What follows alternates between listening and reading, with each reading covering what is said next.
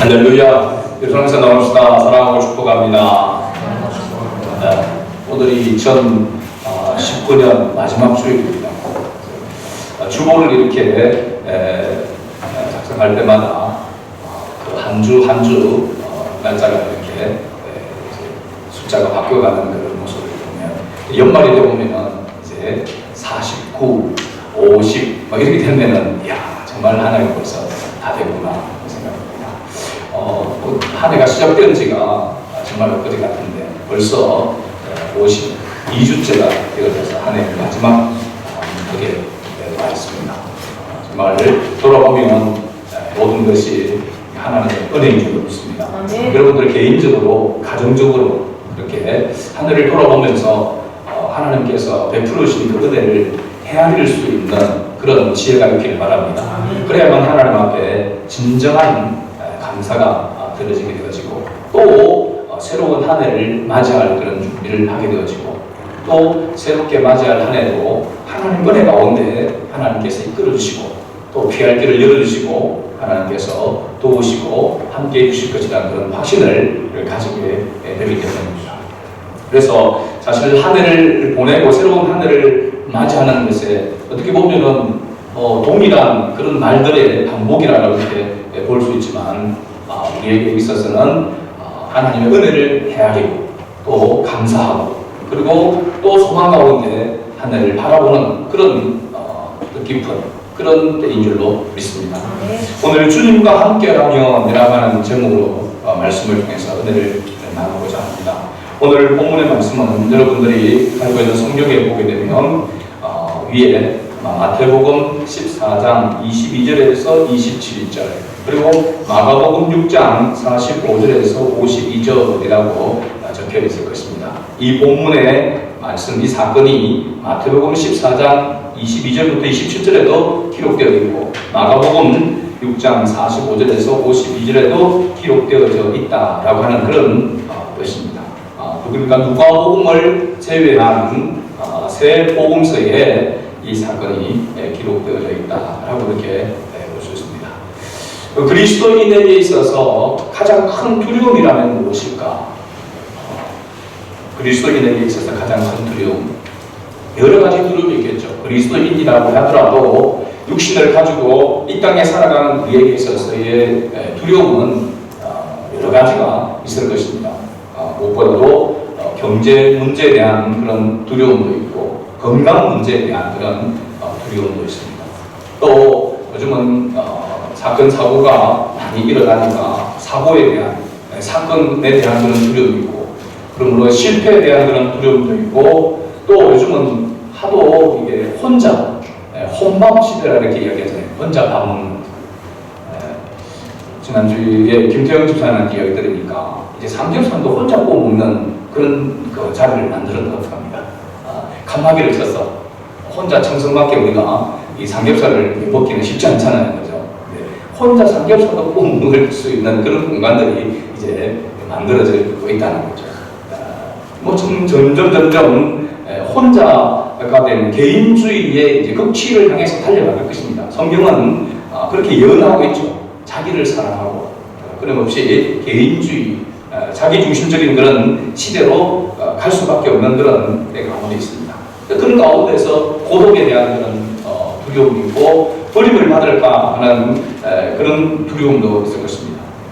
그리스도인에게 있어서 가장 큰 두려움은 이런 여러 가지 두려움들보다도 주님에게까지 주님께 버림을 받을까 하는 그런 때가 가장 큰 두려움이 아닐까라고 이렇게 생각합니다. 신앙생활하는 가운데서 우리가 주님을 가까이 가면 갈수록 또 주님을 섬기면 섬길수록 우리 마음 한곁에 찾아오는 그런 두려움은 바로 혹시 내가 버림을 받지는 않을까, 그런 버림받을 그런 존재가 되지는 않을까라고 하는 그런 부분이죠. 왜 그렇게 됐습니까?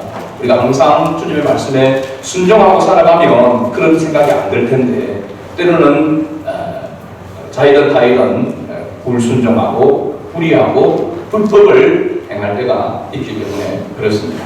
아무튼 정도의 차이는 있겠지만 사람의 내면 깊은 곳에 두려움이 있습니다. 그렇죠?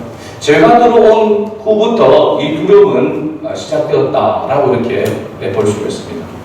오늘 세상은 마치 풍랑이 있는 바다처럼 우리를 두렵게 하는 그런 일들로 가득 차 있음을 부인할 수 없습니다. 그래서 오늘날에는 사회적인 그런 위험과 두려움이 점점 커져가고 있죠. 그래서 사회적인 안전 시스템을 더 많이 설치하고 해야 된다라고 하는 그런 일이 있습니다. 그럼에도 불구하고 어떻습니까? 안전 불감증이 있다라고도 이야기하고 계속해서 안전 사고들이 또한 일어나고 있는 것을 우리가 부인할 수가 없는 것이죠. 사고와 생명에 대한 두려움이 점점 높아져 가고 있습니다. 보험은 이제는 선택이 아니라 필수라고 할 수밖에 없는 그런 시대가 되어졌습니다. 인간관계에 대한 두려움도 커져가고 있습니다. 그래서 불면증이 심해지고 공황장애도 생기고 정신질환도 많아지고 있습니다. 그래서 또한 두려움은 더 큰 두려움을 낳게 되는 그런 시대 속에 살아가고 있습니다. 사람이 두려워하다 보면 일을 더 망치고 점점 더 큰 두려움에 빠지게 되는 것이죠. 그러나 세상에서 그 어떤 큰 두려움보다도 큰 두려움은 바로 죽음이라고 이야기할 수 있겠죠. 죽음에 대한 그런 두려움. 이 두려움은 세상의 어떤 것으로도 해결할 수 없는 그런 두려움이라고 할 수 있습니다. 오직 예수님만이 이 세상에서 우리의 모든 두려움과 죽음에 대한 두려움을 해결해 줄 수 있는 분이시다라고 하는 것을 성경은 말하고 있습니다. 여러분, 요한복음 6장 16절에서 21절 말씀, 마가복음과 마태복음에도 기록되어져 있는 이 말씀의 앞부분에서 우리가 500리어의 그 기적을 보았습니다. 예수님께서 500리어 기적과 또 그 이후에 바로 이어서 물 위를 걸으시는 이 기적을 나타내신 이유가 있습니다. 그 앞에는 뭐냐면 세례 요한이 참수를 당하게 되는 그런 일들이 있었다고 했죠. 그리고 사람들이 제자들에 나가서 복음을 전하는 그런 일들이 있었다고 했습니다.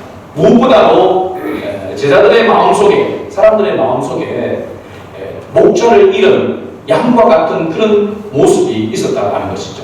특히 당시 제자들을 비롯해서 사람들은 세례 요한이 그들의 지도자로, 그들을 이끄는 그런 선지자로 그렇게 생각했는데 세례 요한이 처참하게 그렇게 목이 잘리는 그런 일들을 당하고 난 다음에 마치 목자를 치니 양이 흩어진 것 같은 그런 모습들이 있었던 것이죠. 그래서 예수님께서 너희들에게 참 목자, 너희들에게 참 생명을 주시는 바로 메시아가 누구인지를 나타내주기 위해서 예수님은 바로 이 500리어의 기적을 나타내셨고 또 물 위로 걸으신 이 기적을 나타내신 것입니다. 이 두 가지 사건은 바로 구약에 있어서 가장 큰 사건이라고 할 수 있는 광야 40년 동안 하나님께서 그들에게 때를 따라 먹을 것을 만나를 주셨던 그 사건. 그럼에도 불구하고 그 만나로 그들이 영원한 삶을 살지 못했다고 하는 거죠. 그래서 그 만나 사건과 그리고 이스라엘 백성이 홍해를 바다를 육지와 같이 그렇게 건넜던 이 두 가지의 가장 큰 사건을 지금 사도 요한은 다시 끄집어내어져서 이 사건을 통해서 참된 생명의 떡이 되시고 또 구원자가 되시는 바로 예수 그리스도를 나타내시고자 그를 증거하고자 바로 이 기적들이 기록되었다고 하는 것을 우리가 염두에 두면 되겠습니다. 오늘 본문은 예수님이 제자들의 두려움을 해결해 주신 것을 말씀하고 있죠. 그래서 본문은 앞에서 말씀드린 것 같이 누가복음을 뺀 바로 마가, 마태 복음에 더 상세하게 기록되어 있습니다. 여러분들이 마가복음 6장 45절에서 52절 이 말씀을 여러분들이 펼쳐놓고 같이 보면 좋겠습니다. 여러분 마태, 마가, 누가, 요한복음 가운데서 가장 먼저 기록된 복음서가 무엇일까요?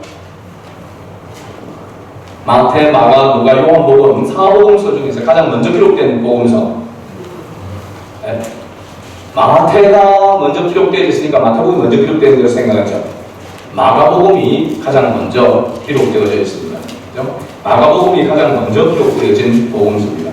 그래서 오늘 이 사건에 대해서 마가복음 6장 45절에서 52절 말씀을 우리가 펼쳐놓고 함께 보기를 원하는 것입니다. 사실은 사도 요한은 이 요한복음에서 아주 짤막하게 간단하게 이 물 위로 걸으신 예수님에 대하여서 기록해 놓고 있습니다. 근데 마가복음에 보면 좀 더 그 때와 여러 가지 그런 상황들이 기록되어져 있는 것을 볼 수가 있습니다. 그래서 마가복음을 참고로 해서 이 말씀을 보기로 합니다.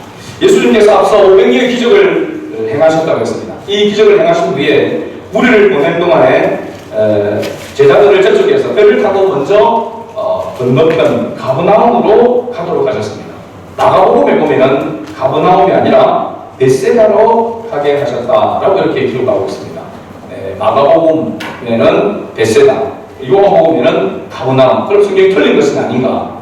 지도를 보게 되어지면 갈릴리 호수 북쪽 지역에 바로 이 가버나움과 벳세다는 같은 가까운 마을에 있는 것이죠. 그러니까 배가 가버나움과 이렇게 어떻게 보면 갈릴리로 내려오는 물이 들어오는 안에서부터 헐몬산에부터 흘러내려오는 그 물이 갈릴리 호수로 들어오기 전 그 조그만 수로라고 할 수 있는 그 수로의 오른쪽 편은 벳세다, 왼쪽은 가버나움. 그러니까 수로를 배 타고 들어가게 되겠죠. 그러니까 건너편으로 지금 디베라 쪽에서 갈릴리 건너편. 이 갈릴리가 호수라고도 이야기하지만 바다라고도 이야기하죠.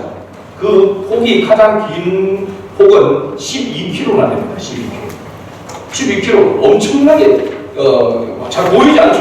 건너편이 보이지 않는 정도로 좁은 데는 8km 정도라고 이렇게 봅니다. 그래서 이 갈릴리 주변에 사는 사람들은 이 갈릴리 호수라고 하기보다는 바다라고 이렇게 표현이 나고 있습니다. 큰 이런 어린 아이들이 강을 이렇게 보게 되어지면 그 넓은 이렇게 강을 보면은 바다다 이렇게 이야기를 하는 거죠.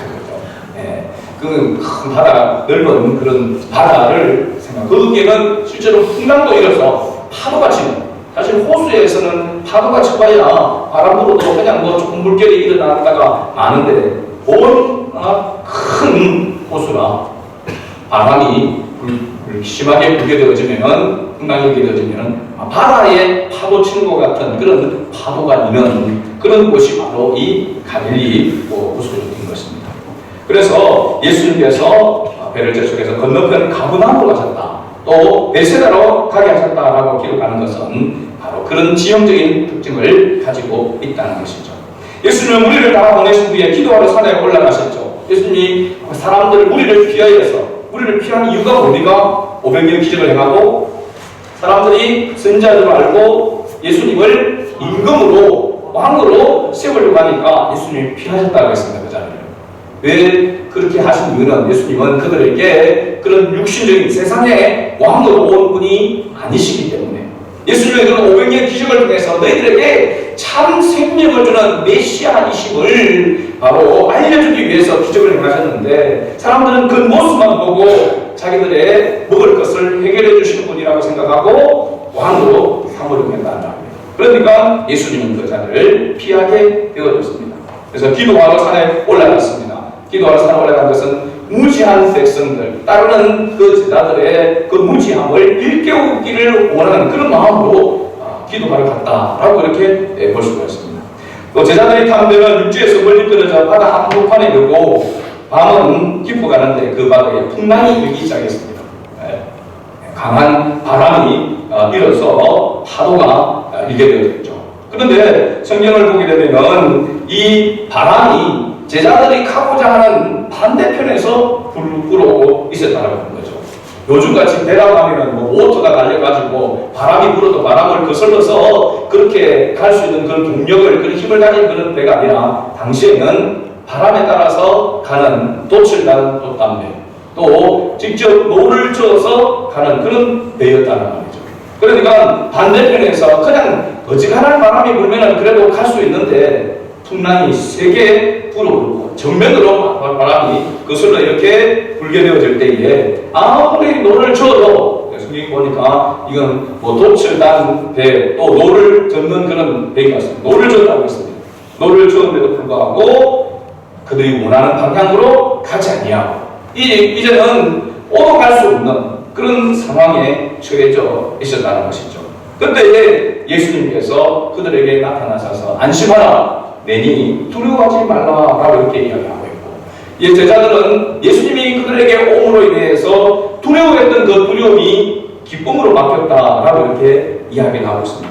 그리고 그들이 원하는 목적지에 안전하게 도착하도록 해주셨다라고 이렇게 성경은 기록하고 있습니다. 마가복음에는 자세하게 이렇게 기록되어져 있는 것이에요. 오늘 우리에게도 예수님은 친히 찾아오셔서 우리가 가지고 있는 그 두려움을 바꿔서 기쁨으로 바꿔주시는 그런 능력 있는 분이심을 믿습니다.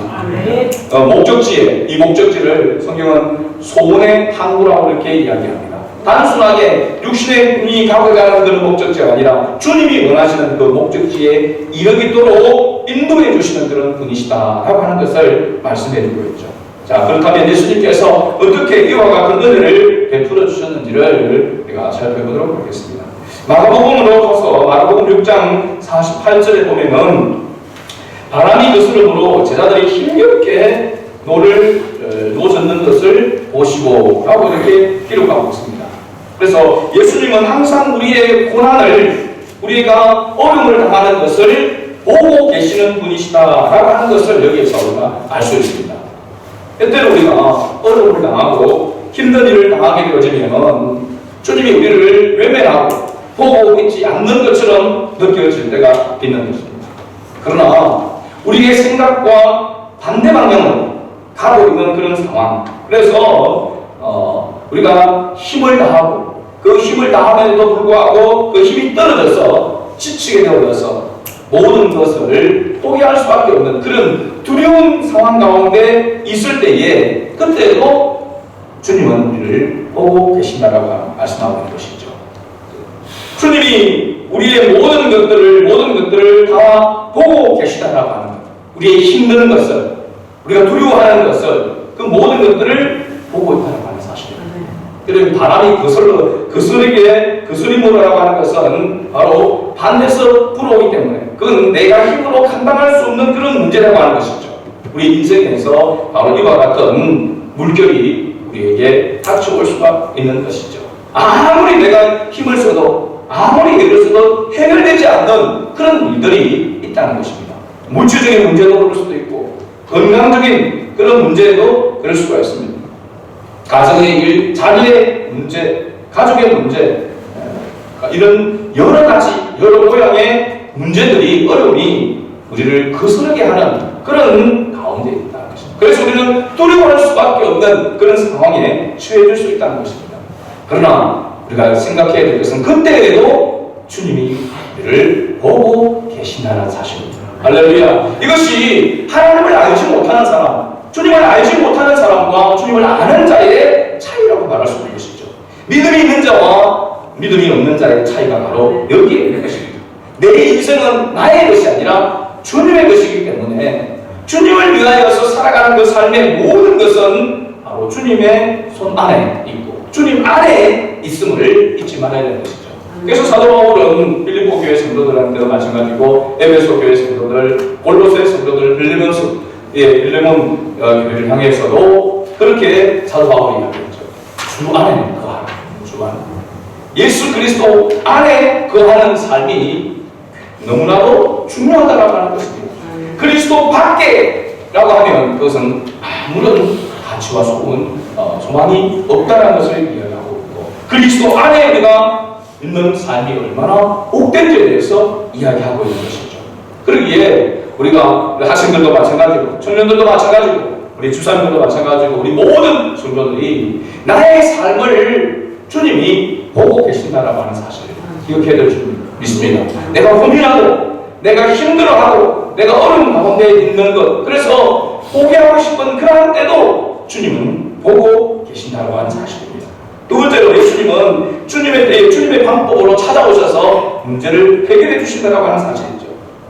그리고 마가복음 6장 48절에 보면 밤 4경쯤에 바다 위로 걸어서 그들에게 오사 지나가려고 하시매, 예수님께서 그들이 앞에서 정면에서 반대편에서 불어오는 그 풍랑으로 인하여서 힘써 물을 줘도 배가 앞으로 나가지 않고 오히려 뒤로 밀려오면서 그 파도에 힘겨워하고 있는 그 가운데, 그때가 밤 사경이라고 했습니다. 사경이면 일경이 6시부터 9시, 그 다음에 9시부터 12시가 12시부터 3시, 그러면 밤 사경은 3시부터 6시 사이라고 이야기합니다. 그래서 보통 이 사경을 그냥 새벽 4시로 이렇게 보기도 합니다. 가장 인간이 육신이 연약해지고 지칠 때에, 그래서 포기할 수밖에 없는 그 절망의 시간에 예수님께서 찾아오셨다는 사실입니다. 우리는 주님이 우리가 원하는 때에 우리가 원하는 방법으로 우리에게 찾아와 주시면 좋을 텐데, 그렇지 않음으로 인해서 때때로 원망하고 불평할 때가 있습니다. 그러나 주님은 반드시 주님의 때에 주님의 방법으로 역사하신다는 사실을 기억해야 됩니다. 내 중심이 아닌 하나님 중심의, 주님 중심의 삶을 우리는 살아가야 하는 사람이기 때문에 그렇습니다. 여러분, 예를 들어서 성경에 보면 나사로가, 예수님의 어떤 친구라고 할 수 있던 그 나사로가 죽게 되었습니다. 그런데 나사로가 죽어간다, 금방 죽을 때가 되어 덩그러 죽어간다라고 하는 그 소리를 들으시고도 예수님은 곧바로 가시지 아니하고 그곳에 이틀을 더 머무셨다라고 성경이 말씀하고 있습니다. 아니, 그 큰 소식을 들었으면 모든 걸 내려놓고 바로 오셔야 되는데 예수님은 그렇지 아니하고 이틀을 그동안 더 머물렀다는 사실입니다. 그때는 이미 나사로가 죽어서 무덤에 장사가 지난 후였습니다. 그래서 마르다가 이렇게 이야기하였죠. 주님이 여기 계셨다면 내 오라버니가 죽지 아니하였겠나이다. 그렇게 원망하는 투로 이야기를 했습니다. 예수님은 무덤 앞에서 돌문을 열라 하고 이렇게 했지만 마르다는 거기에서 또 이야기합니다. 주여, 죽은 지가 벌써 나흘이 되었으며 사흘이 되었다. 벌써 냄새가 나나이다. 유대인들은 사람이 죽어서 나흘째가 되면은 이제 썩기 시작한다는, 시체가 썩기 시작한다는 거예요. 그렇게 믿고 있습니다. 그러나 예수님은 내 말이 네가 믿으면 하나님의 영광을 보리라 하지 아니하였나라고 이렇게 말씀하셨습니다. 그래서 그들이 돌문을 열매 예수께서 죽은 나사로를 향해서 큰 소리로 나사로야 나오라 라고 이렇게 외쳤습니다.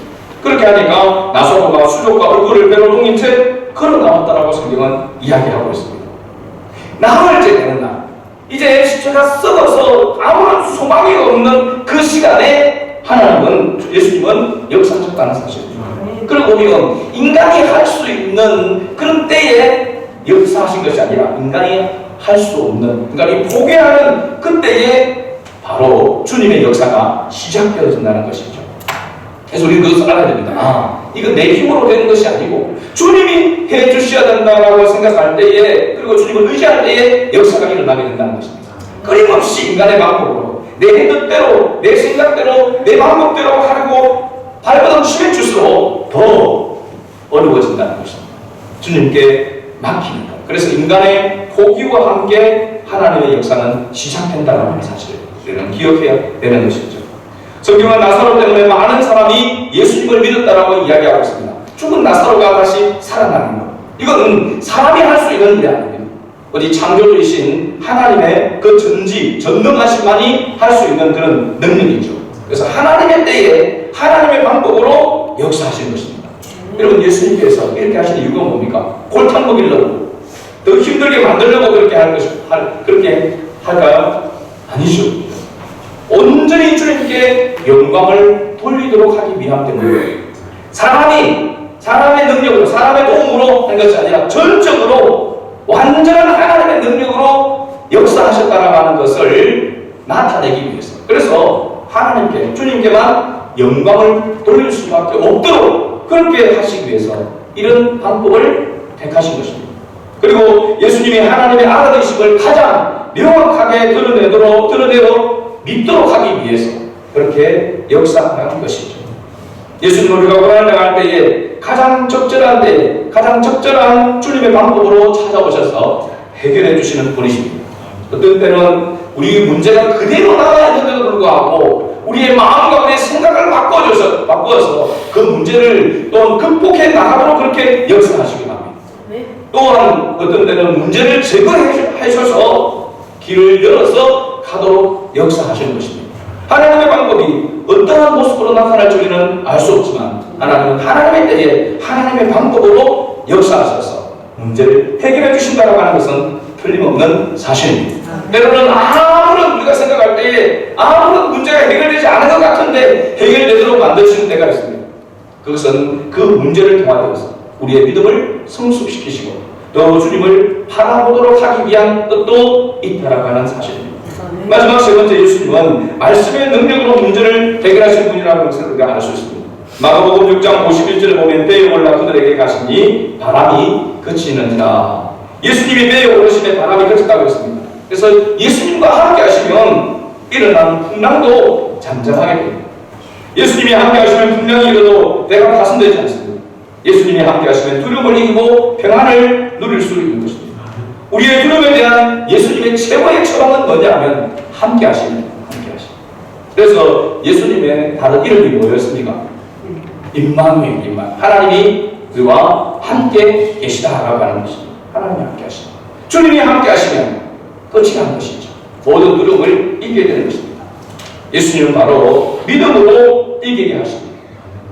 이 믿음은 바로 말씀에 대한 믿음이라고 하는 것을 알 수 있습니다. 마가복음 6장 50절에 보면은 그들이 다 예수를 보고 놀라니 이에 예수께서 곧 그들에게 뭐하여 이르시되 말씀하여 이르시되 내니 두려워하지 말라라고 했습니다. 예수님의 말씀을 듣고 믿는 것은 곧 예수님과 함께하는 것입니다. 예수님의 말씀이 있는 곳에 예수님이 함께하는 것이라는 것입니다.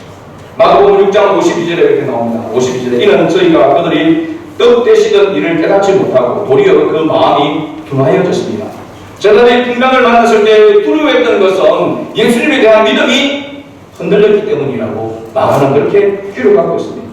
제자들은 두려움에 마음이 곤배해져서 500리의 기적을 보고도 500리의 기적을 본 지가 얼마 되지 않은 때도 불구하고 또다시 예수님에 대한 그런 믿음을 잃어버리는 것입니다. 그리고 보면 여러분 예수님께 선택을 받고 예수님과 함께 동고동락했던 제자들도 예수님에 대해서 온전히 알았을까요? 아니면 부분적으로 알았을까요?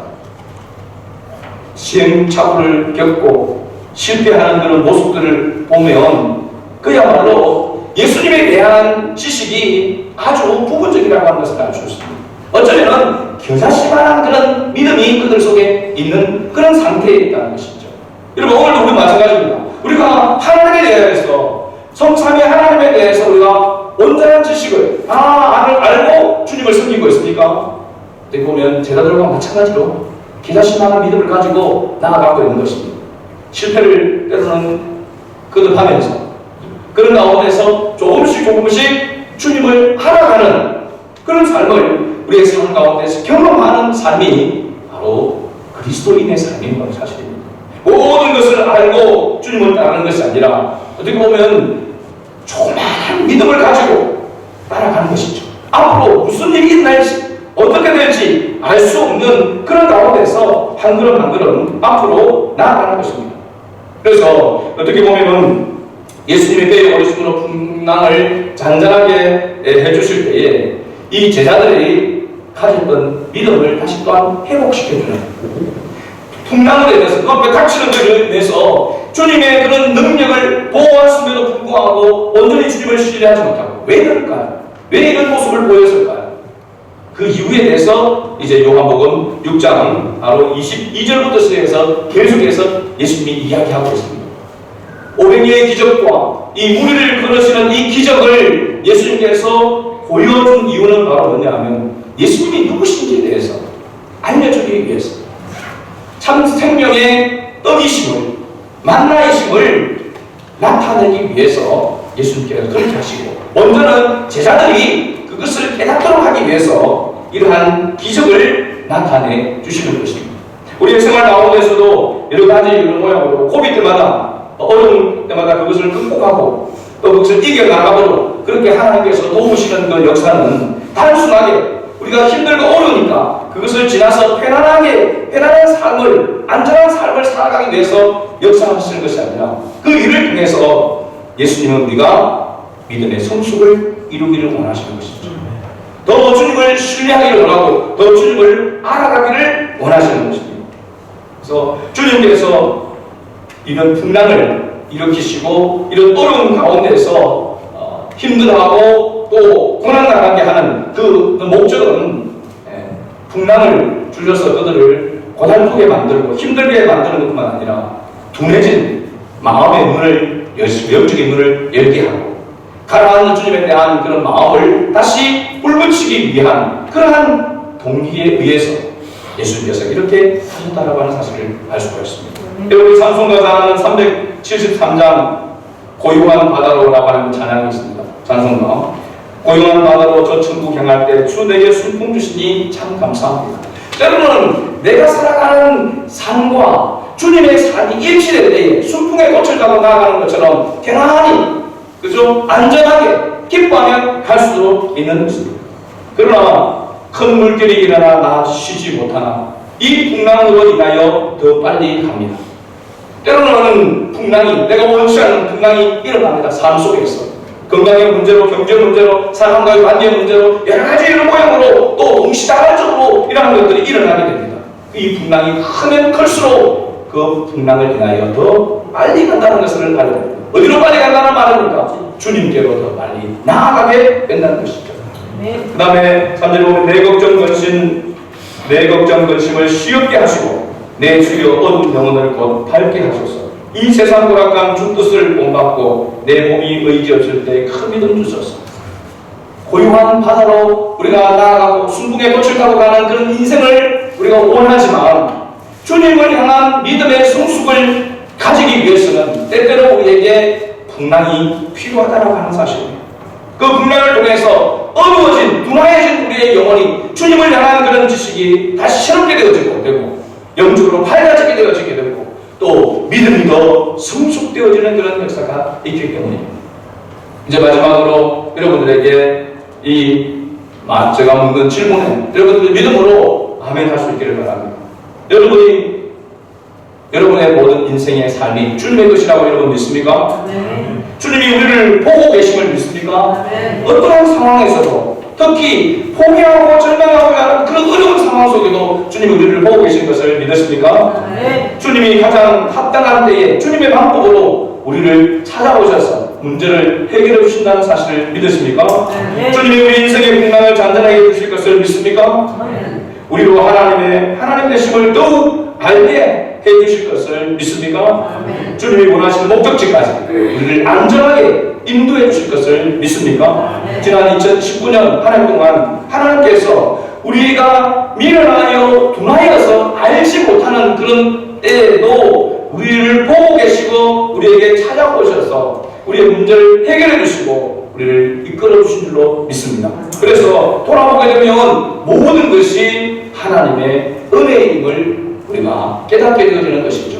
오늘도 주님은 우리에게 찾아오셔서 내가 고민하고 있고 내가 힘들어하고 있는 그런 모든 문제, 모든 일들 가운데 찾아오셔서 이렇게 말씀하시는 줄을 믿습니다. 내니 두려워하지 마라. 안심하라. 내니 두려워하지 마라. 한번 따라합시다. 내니 두려워하지 마라. 내니 두려워하지 마라. 주님의 이 음성을 우리 모두가 듣고 2020년 우리에게 또 어떤 풍랑들이 크고 작은 풍랑들이 우리에게 어떻게 닥쳐올지 알 수가 없습니다. 비록 기자심하는 믿음을 가지고 우리가 다시 출발하게 되어진다 할지라도 잊지 말아야 될 것은 나의 모든 삶에 주님이 간섭하시고 주님이 보고 계시며 주님이 주님의 때에 주님의 방법으로 찾아오셔서 문제를 해결해 주실 것이고 우리를 주님이 원하시는 그 목적지에 안전하게 인도해 주실 것이라고 하는 그런 믿음을 가지고 또 한 해를 살아가는 그런 여러분 우리 모두가 될 수 있기를 주의 이름으로 축복합니다. 아멘.